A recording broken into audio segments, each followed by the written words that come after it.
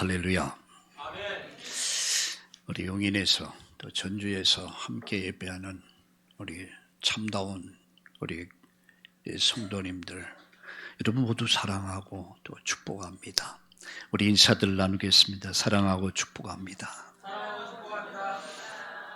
그리고 한 가지 또 기도 우리 이야기합시다. 오늘 잘 오셨습니다. 아멘. 오늘 수치 맞는 날이 될 겁니다. 할렐루야. 수치 맞는다니까 신나죠. 오늘 저는 아침에 일어나면서 이런 기도를 했습니다. 제가 한 주간의 시간들이 참 타이트하거든요. 매일 글을 쓰다 보니까 한 번을 앉으면 3시간, 4시간 그 자리에 앉아 있을 때가 종종 있습니다. 저희 집사람은 끌탕을 하죠. 나가서 운동도 하고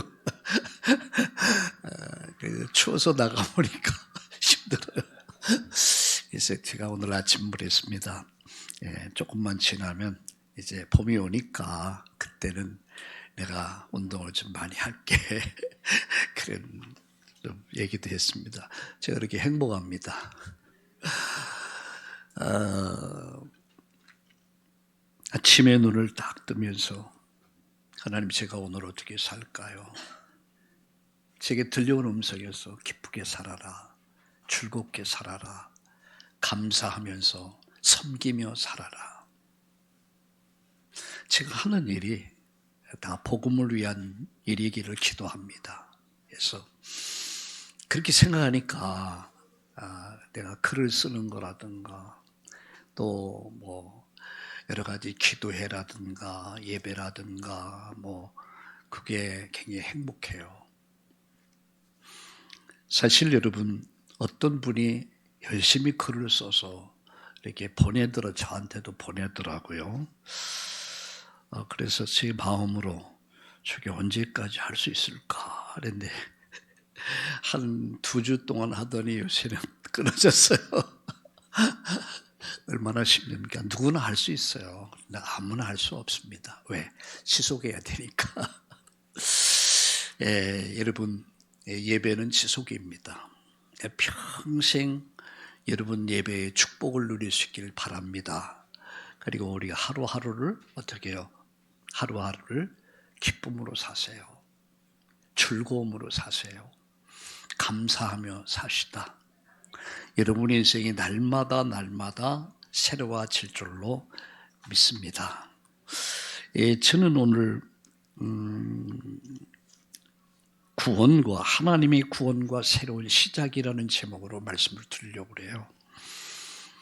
지난 주에 6월절과 구원이라는 제목으로 말씀을 드렸습니다. 오늘은 구원과 그리고 새로운 시작 이렇게 말씀드려요. 6월절과 새로운 시작. 우리 찬양을 너무 은혜로운 찬양 감사합니다. 좀 소리 높여서 여러분 모두가 함께 우리 찬양했으면 좋을 것 같아요. 그래서 우리가 정말 2025년을 시작하면서 저는 새로운 시작이라고 하는 주제를 마음속에 담고 시작했습니다. 오직 주만 바라보면서 새롭게 시작하자.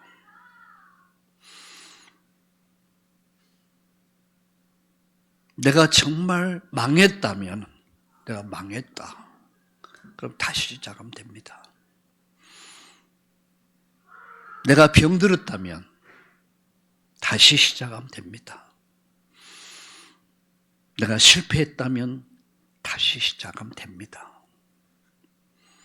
모든 희망이 사라져버렸다면 여러분 내가 볼 때 희망이 사라진 것이지 하나님 볼 때 희망이 사라진 게 아니에요. 430년 만에 응답이 왔어요. 모든 희망이 사라져버렸어요. 430년 만에 하나님의 언약대로 창세기 15장에 말씀하신 그 13절의 이방에서 430년 동안 나그네 될 것을 말씀하셨는데 그것이 그대로 이루어졌고 430년 만에 큰 응답이 시작됩니다. 오늘 여러분의 인생이 새롭게 시작되기 바랍니다. 새롭게 시작될 수 있기를 바랍니다. 어떻게 해요? 오직 주만 바라보면 됩니다. 그만을 생각하고 그만을 바라보고 그분의 말씀 붙잡고 우리 다시 시작하는 거예요. 우리 인생을 다시 시작하는 겁니다. 여러분 산업을 다시 시작하는 거예요. 여러분 가정을 새롭게 시작하는 겁니다. 이 축복이 있기를 예수님의 이름으로 축원합니다. 우리 따라합시다. 나는 다시 시작한다. 할렐루야. 여러분 일주일에 첫날이 어느 날인지 월요일입니까? 주일입니까? 세상 사람들은 월요일이 첫날이라고 생각해요. 아닙니다. 우리는 주일날이 첫날이에요. 첫날 다시 시작하는 거. 어떻게요? 보세요. 오직 주만 바라보면 됩니다. 그만을 생각하고 그를 바라보고 그 말씀을 따라. 그러면 말씀이 나를 붙잡아줘요. 내가 말씀을 붙잡으면 말씀이 나를 붙잡아줘. 말씀이 이끄는 삶을 살아가게 됩니다. 말씀이 나를 이끌어 주세요. 말씀이 나를 인도해 줍니다. 그래서 자신을 보며 환경을 보며 사람을 보며 낙심하던 그 불신앙이 사라지고 믿음이 생기는 겁니다. 여러분 큰 믿음 가집시다. 아브라함이 75세에 부름받아 100살의 아들 낳아요. 갈렙이 85세에 하나님 앞에 쓰임을 받습니다. 여러분 모세는 여러분 80에 하나님 앞에 쓰임 받기 시작해요. 그건 뭘 얘기하냐면 인간의 어떤 지식, 상식, 경험을 다 초월해 버리고 하나님의 시간표 되니까 하나님이 딱 붙잡아서 하나님의 초월적인 역사를 통해서 나이, 시간, 경제, 지식 상관없이 하나님이 그 일을 이루어 가신다는 사실입니다. 오늘 그 믿음 회복하고 여러분 2025년 오늘 여러분 2주간에 새롭게 시작합시다. 하나님의 은혜를 기대합시다. 하나님의 응답을 기대합시다. 하나님의 도우심을 기대하면서 오늘 새롭게 시작하는 축복의 길을 예수님의 이름으로 축원합니다. 한번 따라해 봅시다. 6월절의 구원과 새로운 시작. 이게 오늘의 제목입니다. 6월절 피의 언약을 통해서 그들이 죽음에서 살아남았어요. 그리고 그들에게 새로운 시작을 명하셨어요. 몇 명이요? 60만 명이. 거국적 그야말로 새로운 역사의 시작이었어요. 저는 이 말씀을 가지고 6월절과 6월절의 구원과 새로운 시작이다. 이런 제목으로 말씀을 드리려고 합니다. 오늘 본문은 10번째 재앙입니다. 애굽의 장자를 치시는 사건과 이스라엘 백성이 마침내 430년 만에 이들이 해방이 되어지는 자유함을 얻는 이 역사가 오늘 전개되는 거예요. 하나님은 애굽의 피재앙을 내리고 그게 첫 번째 재앙입니다. 개구리 재앙, 이재앙, 파리재앙, 가축재앙, 악성 종기재앙, 우박재앙, 메뚜기 재앙, 그리고 오늘 흑암 뭡니까? 흑암재앙과 더불어서 장자를 죽이는 재앙. 근데 바로는 끝까지 붙잡고 늘어져. 절대 놓질 않아. 난 널 놓을 수 없다 이런 얘기야. 여러분 이 시대에 60만 명이 어느 숫자가 됩니까? 여러분 우리 관악구에 여러분 주민들이 얼마나 사는 줄 압니까? 50만이 살아요. 우리 관악구 주민이 50만이야. 근데 60만 명. 60만 명의 노동력을 잃어버릴 수 없다는 얘기야. 딱 붙잡고 있는 거야. 안 놓는 거야. 하나님이 계속해서 10가지 재앙을 통해서 깨닫게 하십니다. 그리고 그들이 믿고 의지했던 10가지의 그 우상을 다 박살을 내버려요. 그리고 마지막 재앙이 뭐냐? 마지막 재앙이 죽음의 재앙입니다. 오늘 저는 3가지로 요약해서 말씀을 드리려고 합니다. 그 첫째, 하나님의 심판입니다. 마지막 심판. 그 10번째 재앙이죠. 그 재앙이 뭡니까? 29절을 볼까요? 29절을 같이 보겠습니다. 같이 읽겠습니다. 밤중에 여호와께서 애굽 땅에서 모든 처음 난 것 곧 왕위에 앉은 바로의 장자로부터 옥에 갇힌 사람의 장자까지와 가축의 처음 난 것을 다 치매, 다 치셨다. 이 말이 다 죽여버렸다는 얘기예요. 그런데 30절 보세요. 밤에 바로가 모세와 아론을 불러 이르되, 이제 지금 바로가 크니 30절 그 밤에 30절 읽겠습니다. 그 밤에 바로와 그 모든 신하와 모든 애굽 사람이 일어나고 애굽에 큰 부르짖음이 있었으니 이는 그 나라에 죽임을 당하지 않은 집이 하나도 없었더라. 예외는 없단 말이에요. 그건 지식하고 상관이 없습니다. 그건 권력하고는 상관이 없습니다. 그건 돈하고 상관이 없습니다. 잘났냐 못났냐 상관이 없습니다. 이 장자의 죽음이 애굽 전역에 퍼졌어요. 여러분, 그 시대에 애굽에 노예된 사람들이 장정만 60만 명이면 여러분 성경에는 여자와 어린아이, 노인은 계산에 안 들어가요. 그러면 이들이 약 200만 명이 된단 말이에요. 그 애굽 전역에 지금 고센 땅을 주변으로 해서 200만 명이 살고 있었단 얘기야. 서울이 한 1000만 명 된다고 그러죠. 지금 뭐 900만 명 정도 되는데. 애굽 전역의 죽음이, 저주가, 재앙이 애굽 전역에 내려요. 그래서 장자는 다 죽여버리는 거예요. 바로 왕의 아들 왕자로부터 시작해서 모든 노예들까지, 그 장자라는 것은 장자는 싹 죽임을 당해요. 심지어 짐승들까지도 다 죽임을 당해요. 여러분 23절을 볼까요? 12장 23절을 읽어보겠습니다. 여호와께서 애굽 사람들에게 재앙을 내리시고 지나가실 때 문인방과 좌우 문설주의 피를 보시면 여호와께서 그 문을 넘으시고 멸하는 자에게 너의 집에 들어가서 너희를 치지 못하게 하실 것입니다. 멸하는 자에게. 그럼 멸하는 자가 누구냐는 거예요. 멸한 자가 누구예요? 죽음의 천사입니다. 죽음의 천사가 애굽 전역의 장자를 다 죽이는 거예요. 그래서 30절에 보면 죽임을 당하지 않은 집이 하나도 없었더라. 예. 큰 부르짖음이 있었다. 생각해 보세요.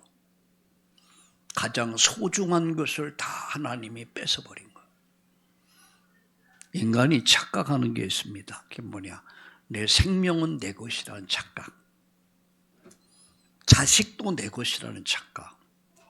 물질도 내 것이라는 착각을 갖고 있어요. 여러분 착각하지 마세요. 이 모든 것의 주권자는 누구죠? 하나님이라는 얘기예요. 여러분 생명의 주인이 누구면 하나님이에요. 여러분 자식의 주인이 하나님입니다. 물질의 주인은 하나님입니다. 내 것이라는 착각 속에 살고 있어요. 물질 나에게 맡겨주신 거예요. 여러분 자식 맡겨주신 겁니다. 여러분 가정 하나님 나에게 맡겨주신 거예요. 올바로 키워서 하나님이 원하는 일에 바르게 쓰임받도록 하기 위해서 여러분에게 맡겨주신 거예요. 내 것이 아니더라고요. 우리는 많은 착각 속에 살고 있어. 내 것은 내 것이고 네 것도 내 거다. 이런 착각 속에 살아요. 알고 보니까 아니더라고요. 나도 내 게 아니야. 내 시간도 내 게 아니야. 물질도 내 게 아니야. 건강도 내 게 아니야. 자식도 내 게 아니야. 맡겨주신 거예요. 뭘 위해서요? 여러분, 우리의 기분, 우리의 즐거움을 위해서, 우리의 행복을 위해서 맡겨주신 거예요. 전 이런 생각을 가져요.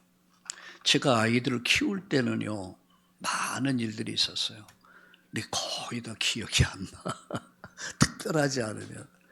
근데 손자, 손녀들이 이렇게 아직 손자는 없는데 손녀들이 태어나서 자라는 걸 보면서 그때 그랬지. 그냥 바라본다는 게 기쁘더라고요. 하나님 주신 선물이에요. 그걸 바라본다는 자체가 누가 이렇게 할아버지에게 물었으면 어떤 할아버지에게 어디 손녀가 이쁩니까? 이렇게 물어보니까 이분이 하는 말이 보배지요. 보배래. 보물이래. 보배란 말보다 보물이라고 그러더라고. 하나님 나에게 맡겨주신 거예요. 가정 내게 맡겨주신 거예요. 내 것은 없다는 얘기예요. 하나님 내게 건강을 주시니까 여러분이 일할 수 있고, 하나님이 여러분에게 은혜 주시니까 경제가 회복될 수 있는 것이고, 하나님이 은혜 주시니까 오늘까지 살아올 수 있었다는 거예요. 그게 은혜입니다. 그래서 우리는 매일매일 기쁨으로 살아야 돼요. 매일매일 즐거움을 살아야 돼요. 매일매일 감사함으로 우리는 섬기는 자의 삶을 살아야 합니다. 우리 모두는 섬기는 자야. 그죠? 다 섬기는 자야. 그게 가정입니다.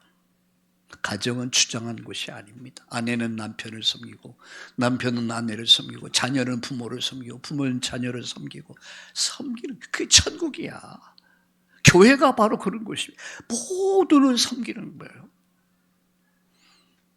여러분, 장자의 죽음, 불신앙, 불순종의 대가는 뭡니까?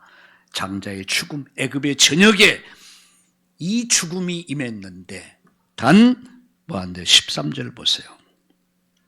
같이 읽겠습니다. 12장 13절 읽겠습니다. 내가 애굽 땅을 칠 때에 그 피가 너희가 사는 집에 있어서 너희를 위해서 표적이 될지라. 내가 피를 볼 때에 너희를 넘어가리니 재앙이 너희에게 내려 멸하지 아니하리라. 재앙이 내려 멸하지 않을 것이다. 여기 23절에 보니까 그 문을 넘으시고 멸하는 자에게 너희의 집에 들어가서 너희를 치지 못하게 하리. 뭐가요? 피가 표적이 돼서 피를 볼 때 넘어갔다. 유월했단 말이에요. 넘어갔다. 저주가 넘어갔다. 재앙이 넘어갔다. 죽음이 넘어갔단 말이에요. 거기에는 여러분 지식 유화, 거기에는 있고 없고를 따지 않아요. 거기에는 여러분 어떤 학문을 따지지 않아요. 거기에는 여러분 잘나고 못나고 없습니다. 권력이 있고 없고가 없습니다. 피가 표적이 됐다.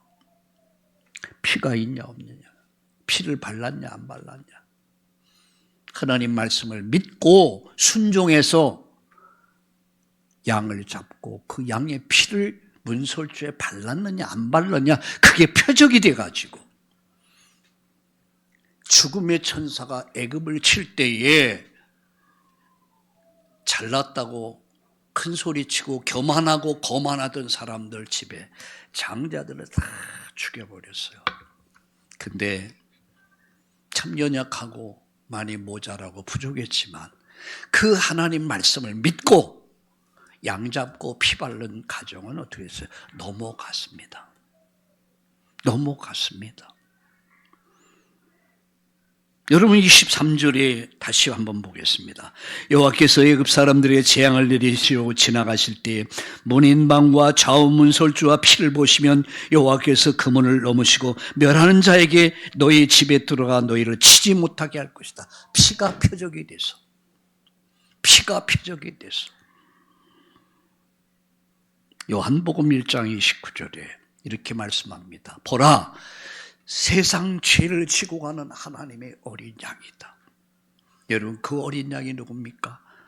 고린도전서 5장 7절을 우리 함께 읽어보겠습니다. 다 같이 한번 성경을 찾아보겠습니다. 고린도전서 5장 7절을 같이 보겠습니다.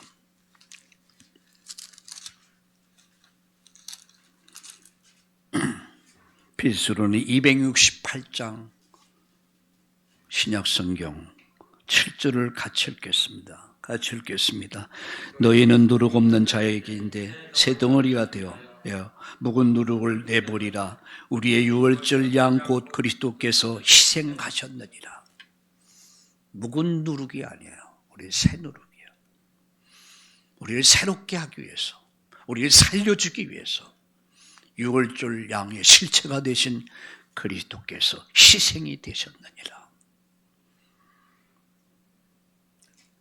우리 찬송가 이런 찬송이 있죠. 그 피가 마음속에 큰 증거됩니다. 그 피가 마음속에 큰 증거됩니다. 내 기도 소리 들으사 다 허락하소서. 그 피가 내 마음에 큰 증거됩니다. 나는 나의 의는 나는 없습니다.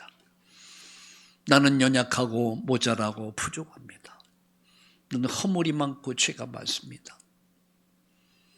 그러나 하나님의 의가 되신 예수 그리스도 그 피가 마음속에 큰 증거됩니다. 그 피를 볼 때 저주와 재앙이 넘어갔듯이, 그 피가 저주와 재앙을 이길 수 있었듯이 우리가 세상을 이길 수 있는 비밀이 뭡니까? 그 피가, 예수가, 그리스도가, 그 이름이 우리를 살리는 거예요. 오늘 그리스도 예수의 이름으로 여러분 저주를 이기고 가난을 이기고 질병을 이기고 절망을 이기고 슬픔을 이기고 여러분 일어설 수 있기를 예수님의 이름으로 축원합니다. 축원합니다. 그게 두 번째입니다. 바로 왕이 결국 항복합니다. 10가지 재앙을 겪고 나서 비로소 항복합니다. 여러분 31절을 볼까요? 밤에, 이 19절 밤중에, 이 30절 그 밤에, 31절 밤에 이렇게 말해요. 바로가 모세와 아론을 불러서 이르되 너희가 이스라엘 자손은 일어나 내 백성 가운데서 떠나 너희 말대로 가서 여호와를 섬기며 너희가 말한 대로 너희 양과 너희 소도 몰아가고 나를 위해서 축복하라. 이 말은 뭐냐? 이 저주를 좀 없애달라 이런 얘기예요. 바로 왕이 완전 항복합니다. 참 일찍 항복했다면, 일찍 순종했다면 이 고생을 하지 않을 텐데.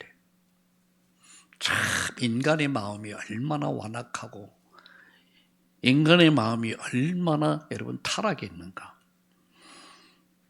바로 왕이 끝까지 견뎠어요. 10가지 재앙이 오기까지 그들은 계속 하나님을 향해 항거했습니다. 오늘 아침 일부 예배에서 그런 말씀을 드렸습니다. 회개에 합당한 열매를 맺으라. 회개하라는 얘기예요. 믿음의 시작은 회개입니다. 회개 없이는 믿음에 들어갈 수가 없습니다. 사두개인들 바리새인들을 누룩을 조심해라. 그러면서 바리새인과 사두개인들의 위선과 거짓을 책망합니다. 독사의 자식들아, 독사의 새끼들아. 누가 그러더라고요. 목사님도 욕을 합니까? 그래, 나도 욕을 해. 예수님도 욕을 해서 뭐라 했습니까? 독사의 새끼들아. 무서운 얘기입니다, 여러분. 여러분, 독사는요, 뱀은 혀가 2개예요. 아십니까? 혀가 혓바닥이 2개입니다. 날름날름해요. 사람은요, 독과, 여러분, 사람은 선과 독이 내면에 같이 들어있어요. 거짓말, 참말을 해요. 그죠? 그러니까 뱀의 비유가 너무 적절한 거야. 거짓말, 참말을 한 입에서 다 해요. 앞과 뒤가 달라. 겉과 속이 달라. 그래서 세례요한은 이 바리새인들, 서기관들 향해서 이 독사의 자식들과 회개에 합당한 열매를 맺어라 그래요. 회개에 합당한 열매가 뭡니까? 회개의 합당한 열매가 삶의 변화거든요. 말은 회개한다고 하면서 삶을 잃어버린 바리새인들, 서기관들. 이것이 우리 교회의 모습이 될 수 있어요. 이것이 오늘 한국 교회일 수 있습니다. 여러분, 오늘 아침 일부 메시지를 꼭 들으시면 좋을 것 같아요. 회개에 합당한 열매를 맺으라. 열매가 없다면 그 나무는 찍혀서 불에 던지움을 받을 것이다. 태워버릴 것이다. 그랬어요. 여러분, 그 속에서 바리새인 서기관들이 누굽니까? 그 목사일 수도 있고 중직자들일 수 있단 말이야. 회개에 합당한 열매. 위선과 거짓으로 포장된 것. 그러면서 다른 사람을 가르친다고 하는 사람들.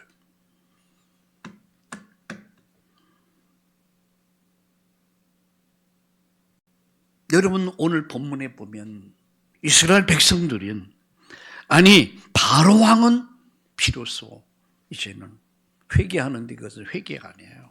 항복입니다. 항복. 여러분, 회개는 후회하는 게 아니에요. 후회하는 거.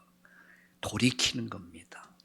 내가 죄인인 것을 깨닫고 하나님께 나를 내려놓는 거. 하나님께 돌아가는 거. 그게 회개입니다. 나의 죄를 여러분 회개하고 고치는 것. 변화된 삶을 사는 것. 그게 회개입니다. 비로소 이스라엘을 풀어줍니다. 그래서 말합니다. 두려움과 공포 속에서 나를 위해서 좀 기도해달라. 그렇게 얘기해요. 진짜 좋은 말 할 때 좀 듣지. 비로소 나를 위해 기도해달라. 그런데요, 애굽의 백성들은 어땠습니까? 애굽의 백성들도 두려움에 떨면서 33절에 보니까 애굽 사람들은 말하기를 우리가 다 죽은 자가 되었도다 하고 그 백성을 재촉하여 빨리 나가도록 해라. 아마 바로 왕에게 데모했을 것 같아요. 빨리 선처를 해서 이들을 보내라 말이야. 우리가 죽게 생겼다. 보내라. 근데 그 다음 보세요. 여러분 32절에 보세요. 너희가 말한 대로 너희 양과 너희 소도 몰아가고 나를 위해서 축복하라 하며 애굽 사람들은 말하기를 우리가 다 죽은 자가 됐도다 하고 그 백성을 재촉해서 그 땅에서 속히 내보내려 함으로 그 백성이 발교되지 못한 반죽 담은 그릇을 옷에 싸서 어깨에 매니라. 이게 무교병이라 그래요. 발효되지 않은 빵. 35절에 이스라엘 자손이 모세의 말한 대로 애굽 사람에게 은금 패물과 의복을 구하며 여호와께서 애굽 사람들에게 이스라엘 백성에게 은혜를 입히게 하사 그들이 구하는 대로 주게 하심으로 그들이 애굽 사람에서 물품을 취하였더라. 이렇게 말씀하죠. 금은 패물을 취하게 됩니다.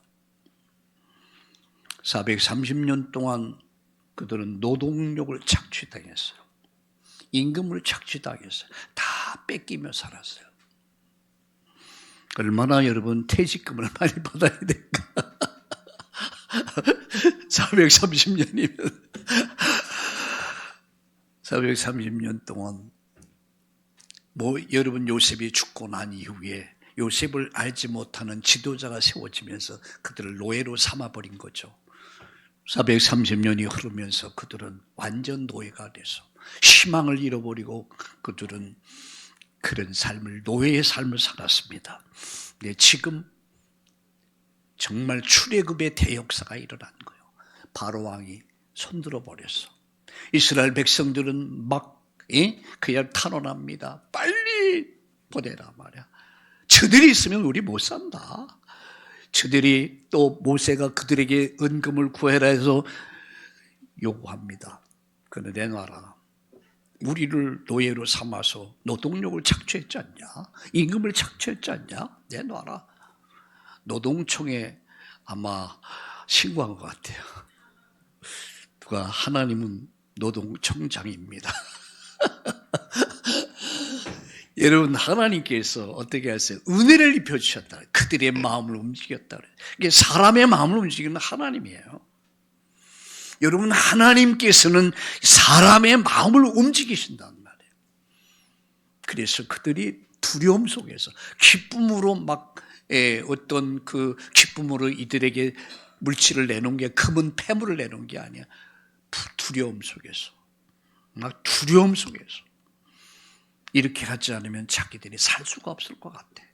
그러니까 숨겨놨던, 감춰놨던 금은 보화를 다 내놓는 거야.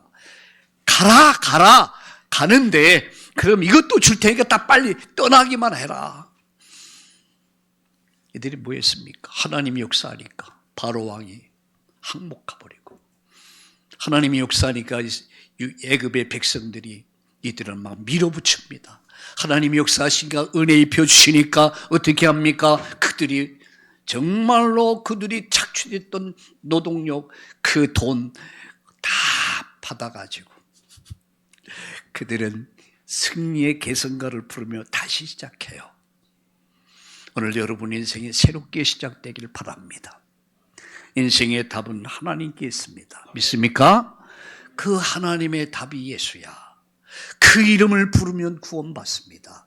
그 이름으로 기도할 때 하나님이 내 이름으로 기도하면 내가 시행하리라. 그 이름으로 흑암이 꺾이고 저주가 떠나고 재앙이 떠나고, 6월절 피 바른 날 재앙과 저주가 떠나고 넘어갔듯이 여러분 인생의 여정에서 우리 예수님의 이름 굳게 붙잡고 날마다 승리하기를 예수님의 이름으로 축원합니다. 마지막, 이스라엘 백성들은 새롭게 시작했습니다. 애굽에는 저주와 재앙이 임했지만 아니 거덜나 버렸어요. 뭐 금은 보화를 다 내줬으니까. 그렇게 하지 않으면 그들이 살 수가 없습니다. 오늘 본문에 보니까 37절을 보세요. 이스라엘 자손이 람셋을 떠나서 숫곳에 이르니 유아 외에 보행하는 장정이 60만 가량이라. 수많은 잡족과 양과 소와 심이 많은 가축이 그들과 함께 하였으며, 이렇게 말씀합니다. 장정만 몇 명이라고요? 60만이에요. 아까도 말씀드렸어요. 우리 관학교 구민들이 몇 명? 50만이라고 그래요. 우리나라의 군대가 지금 한 45만 명, 약 50만 명이라고 그래요. 얼마나 많은 청년만, 장정만 60만. 유아 외에, 여자와 유아와 그리고 노인들 외에 장정만. 그리고 여러분 여기 수많은 잡족이라고 그랬습니다. 저도 이 잡족 좀 천박한 말 같이 들리잖아요. 잡족. 그러니까 이스라엘 외의 사람을 이렇게 기록했어요. 벌써 여러분 이스라엘을 통해서 하나님 살아계심을 들었건 거예요.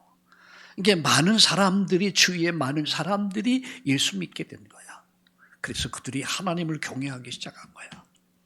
그들이 오늘 이 복음을 듣고 그들이 함께한 자들이 수많은 뭡니까? 잡족이라고 그랬습니다. 그리고 여기 보니까 가축들도 많이 함께했다고 해요. 이게 얼마나 대군이었겠습니까?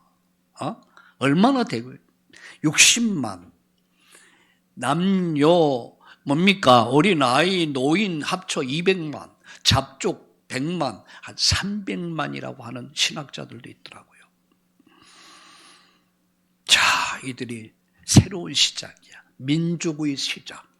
새로운. 왜냐하면은 여러분, 야곱을 통해서 하나님은 애굽으로 끌어들였어요. 그래서 요셉이 총리였을 때 애굽으로 내려와서 고센 땅에서 목축업을 하면서 430년 동안 얼마나 늘어났습니까? 장정만 60만. 그리고 노인들, 어린아이, 여자분들까지 합쳐서 약 200만. 이렇게 어마어마한 번식을 가져온 거예요.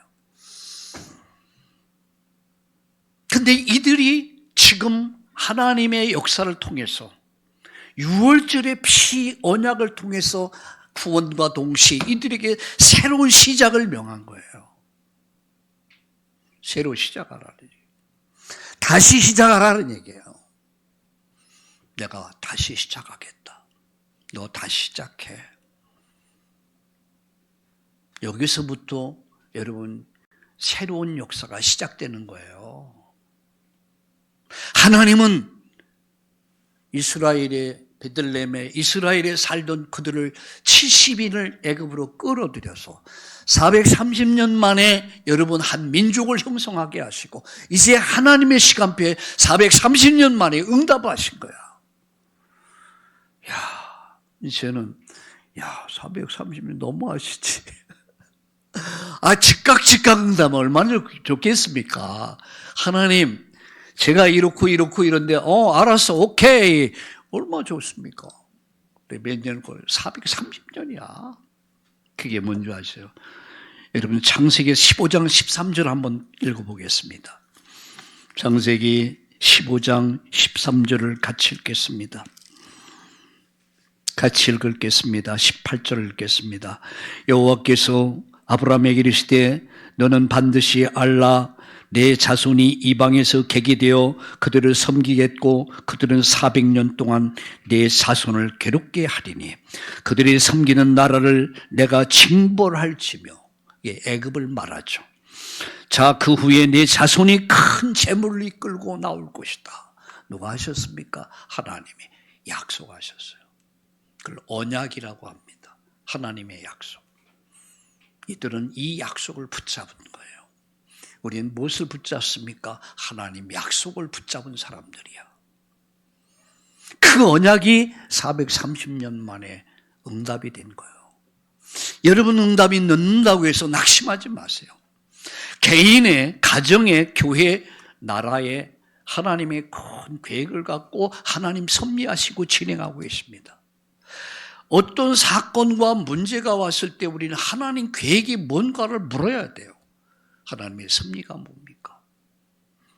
저는 우리나라가 지금 진행되고 있는 이런 사태를 보면서 처음엔 저도 굉장히 좀 마음이 당황스럽더라고요.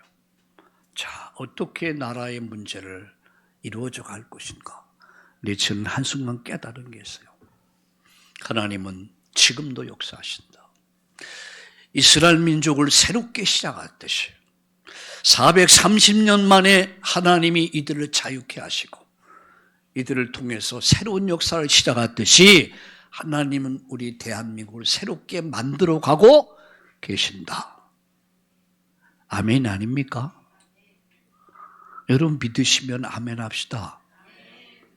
하나님이 만들어 가신다. 아무도 막을 사람 없습니다. 하나님이 하신다. 여러분, 여러분의 가정을 하나님 만들어 가신다. 여러분의 인생을 하나님 만들어 가신다. 여러분의 사업을, 여러분의 산업을 하나님 만들어 가신다. 지금 망했습니까? 다시 시작하세요. 병들었습니까? 다시 시작하세요.